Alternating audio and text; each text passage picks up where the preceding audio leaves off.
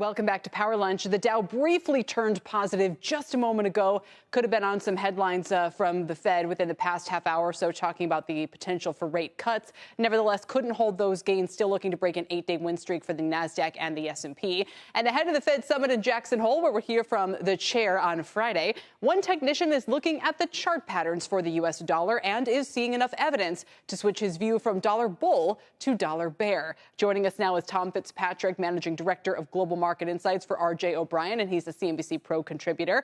Tom, it's good to have you. Do tell, change of heart here.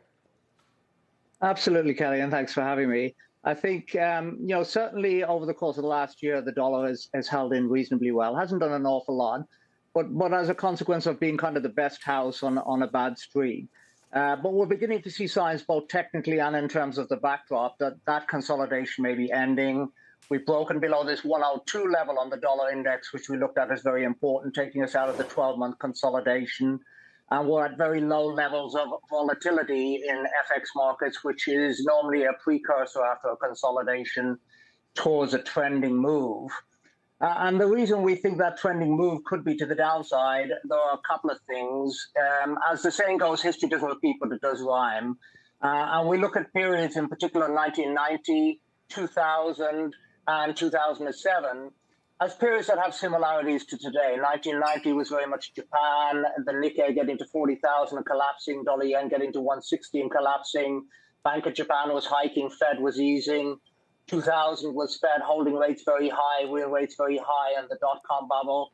And 2007 ultimately became the financial crisis, but was a period where the Fed was behind the curve.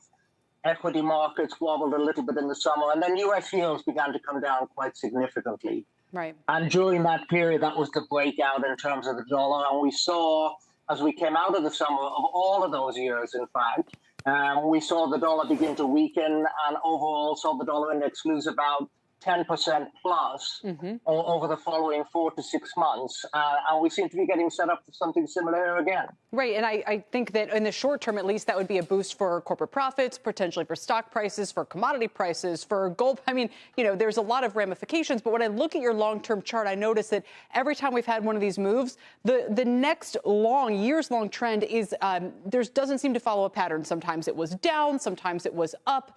I don't know if you have a feel for what we might be looking at, here and then at this juncture.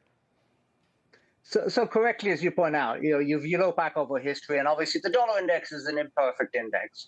It's made up mainly of European currencies, and it's got 58% the euro. But when you look at a long-term chart, you see that it mean reverts a lot because FX is a relative trade. And we've seen the levels we see today on many times in the past. And therefore, while, yes, it absolutely seems to be a clear signal about what we would see over the course of the next 4 to 6 months, it's by no means a suggestion that we're going into, as has often been talked about recently, the significant multi-year decline in terms of the U.S. dollar. Sure. I'm not saying it's impossible that could happen, but I think we'd have to see a lot more developments, both in terms of relative economics and policy and interest rates and interest rate differentials, far larger than maybe anything at this point, at least that's been suggested, to start thinking of some very big structural move. Absolutely. Well, for now, at least about a 10% move lower is what you think could be in the cards here, and we'll keep an eye on that. It's been a while since we've been consistently kind of in the 90s. Tom, thanks. We appreciate it.